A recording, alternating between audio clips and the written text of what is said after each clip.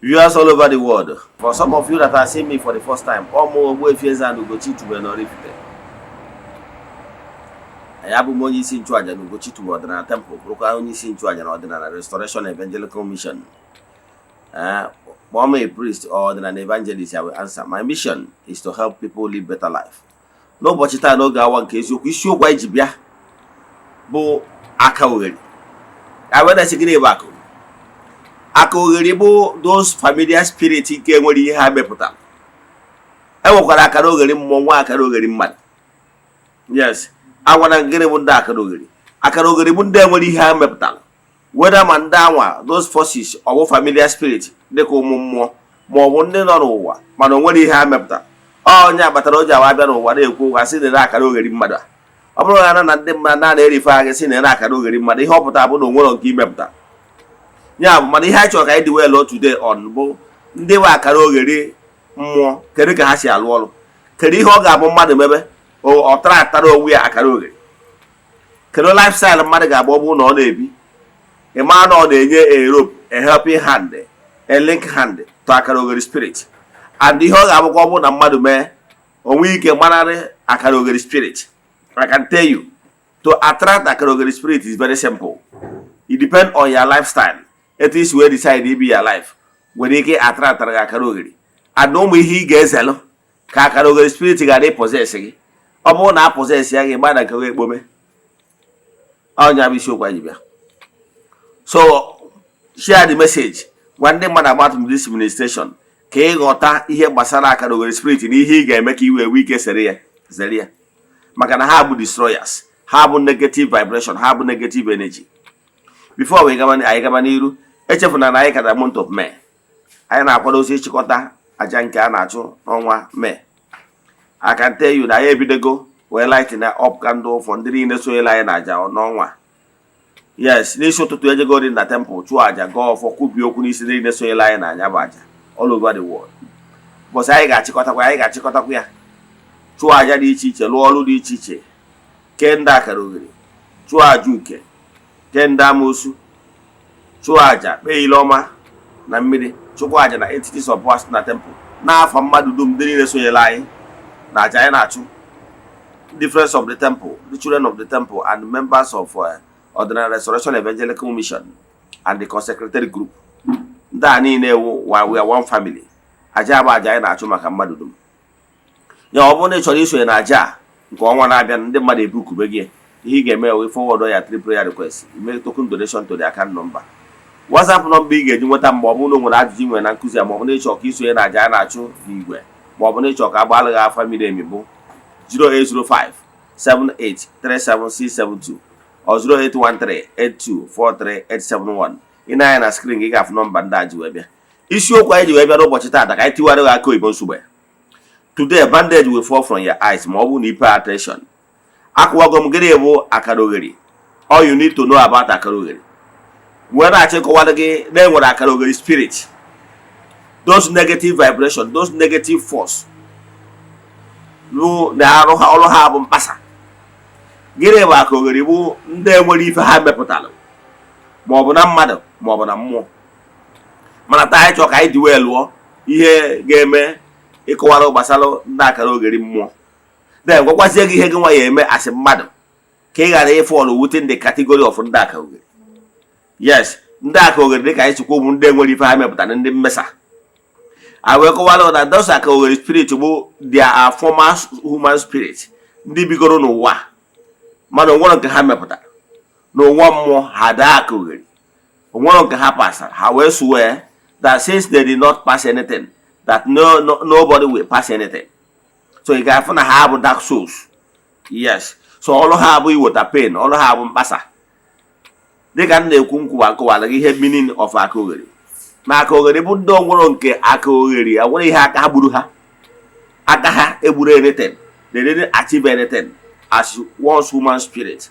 So now ha nọ in the other divide. All ha bụ to pasasịa n'ihe. Now gwakwazie gị na onwere ndị ị ga-ebiwe n'ụwa. Gị na ndị Akaliogheri spirit abụrụ ene na nwa ya ma ofu akwa.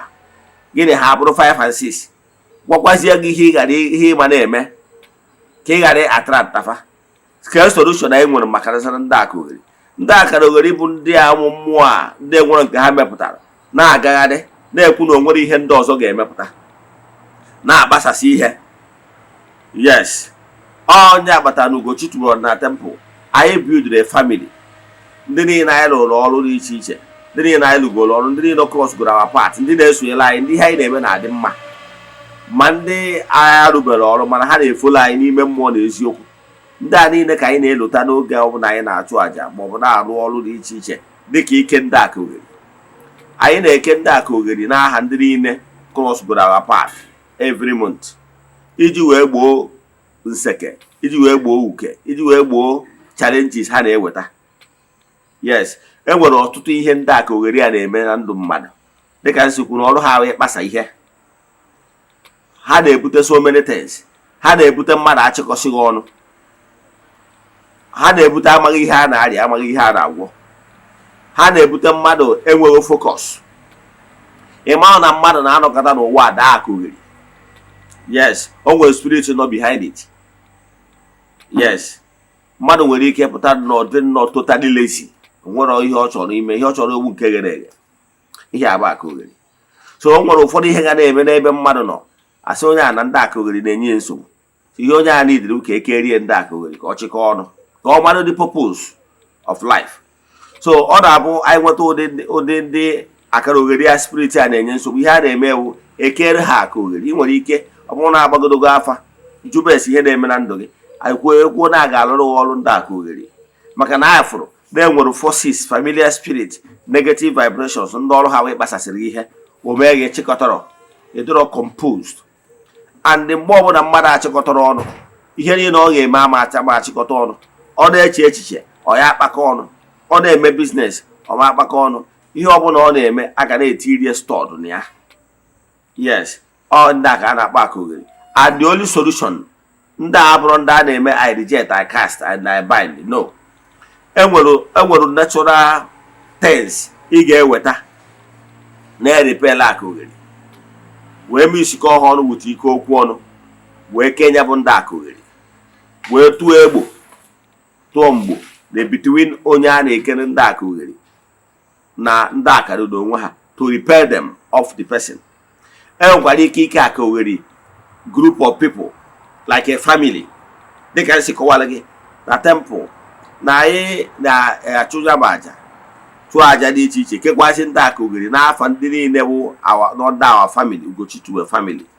Yes, etu aka isi eme ma ọ bụrụ na ikwenye sonye na ya bụ platform anyị na-ekwu maka ya. So dịka nsi gwagbuo gị the importance of onye ka njikọwala gị na my previous lectures, important of gị nwe inwe base, important of gị nwe inwe altar that speaks for you. Yes, as a friend, ọ ga-enwerịrị spiritual family joined.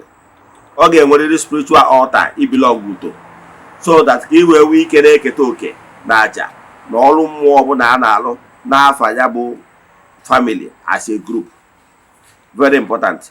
So ihe oyi na-eme ihe ndị Akaliogheri na-ewetara mmadụ bụ Akaliogheri na-ewetara mmadụ achịkọrọ ọnụ.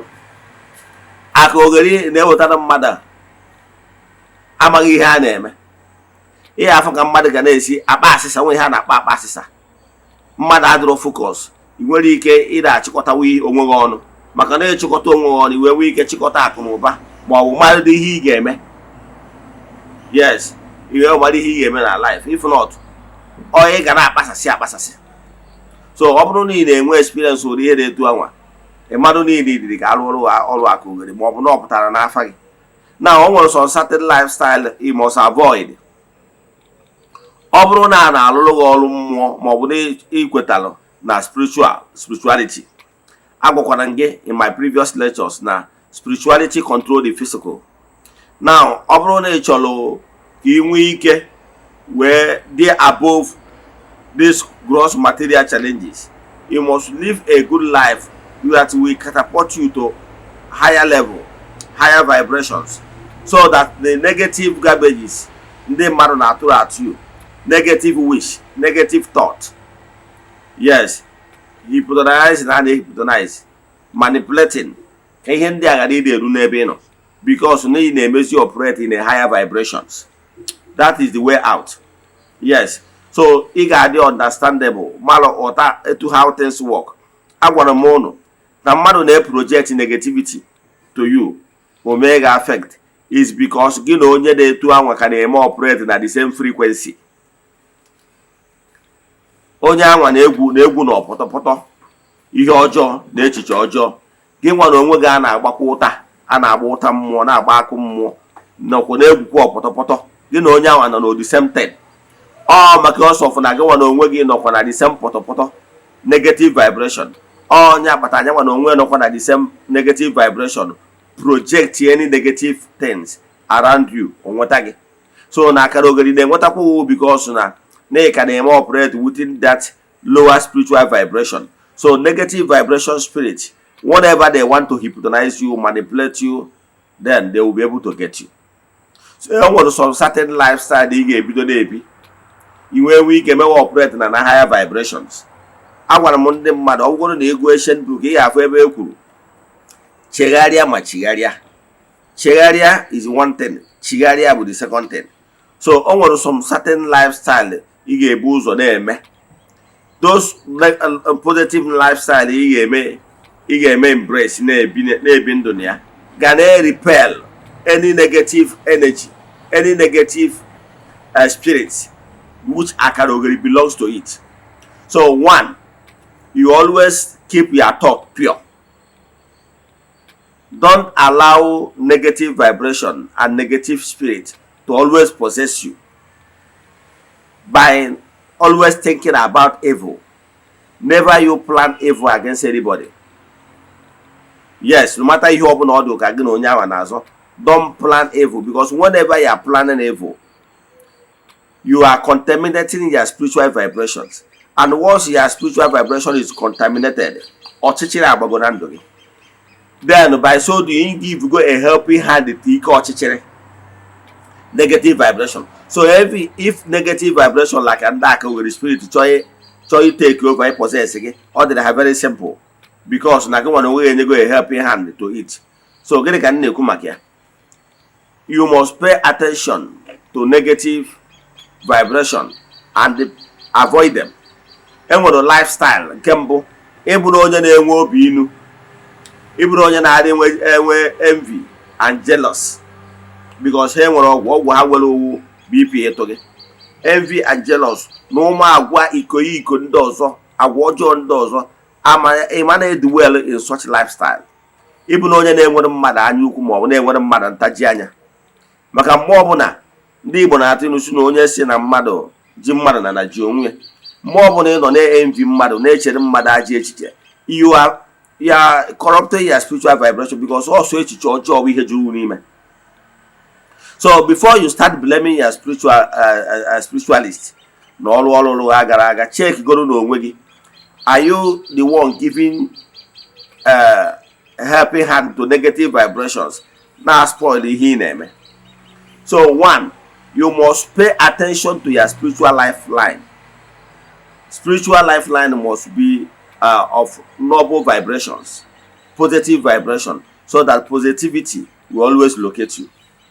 Ịbụ na onye na-etinye aka n'ihe ọjọọ, ije na were ihe abụrụ nke gị, inwere anya ukwu n'ebe ihe mmadụ nọ, inwere ekworo, ijekwu na nwunye mmadụ, ịmara ihe ọbụla bụ nsọ ana na ihe a dị njọ, etinye n'aka dị ya. Because once you na-etinye aka n'ụmụ ihe ndị a, you are corrupting your spiritual vibration. That positive ring of light now surround ndị mmadụ, now form as a shield to any negative attack from any negative vibrations. You will lose it. And once you are no longer protected by that ring of the light of positive shield, you are vulnerable to every attack. So ụmụ ihe dị na lifestyle ndị mmadụ na-ebi dị negative, nke bụ eziokwu, let your yes be yes, let your no be no.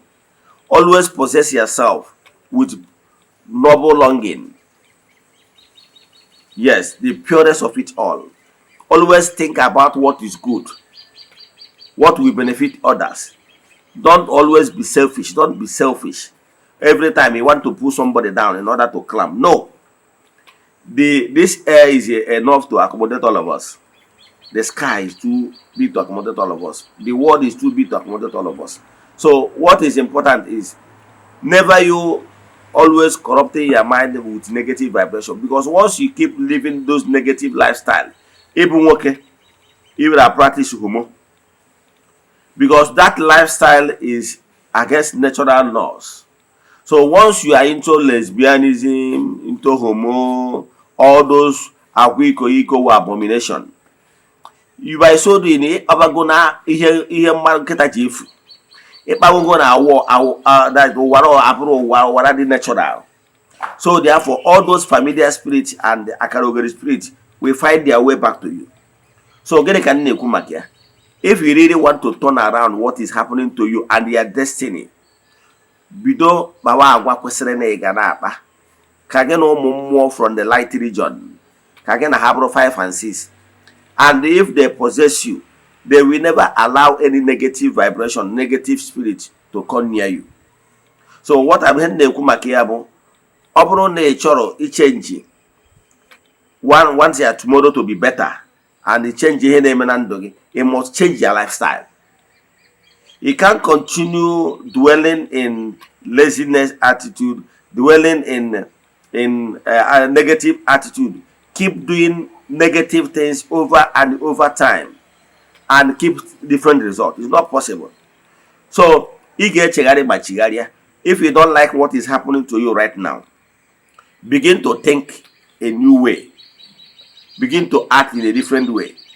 By so doing, you will be able to move to a higher vibrations, so that those negative beings, negative vibration, negative spirits like Akaliogheri, we no longer have anything to do with you, because you are no longer operating in the same frequency with them. Take my advice, share the message, and it shall be well with you.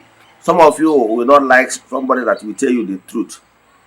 Ọ bụrụgodu na mmadụ lụrụ ọrụ n'isi gị, kwubi okwu n'isi gị, okwu ọma n'isi gị, ọsọ ya bụrụ ya spiritualist. Ọ bụrụ na ị debere onwe gị n'ọnọdụ dị mma, ga-eme ka ị nwee ike tapụ from that noble wish and prayer, the ọma social prayer onye akpere gị.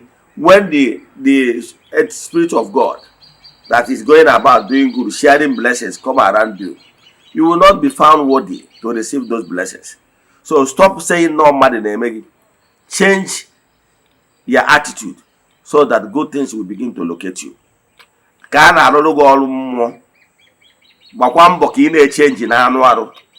Kwụtụ ndụ ọbụla bụ ndụ iko ihe ọbụla akpọrọ alụ n'ala Igbo, gbara ya ọsọ, maka na ọ ga-corrupt your spiritual vibration and therefore make you vulnerable to Akaliogheri spirit. Akaliogheri spirit na-anakwa mmadụ n'iyi. Ka m kwụsị ebe a. Ọ bụrụ na ị nwere ajụjụ na nkụzi a, ma ọ bụ na ị chọrọ ka agbalị gị afa miri emi, chat me on WhatsApp 0805 7837672 or 0813 8243871. May this spirit of Chukwu be with you all. May you be favored. May you be protected now and forevermore. Yeah, guys,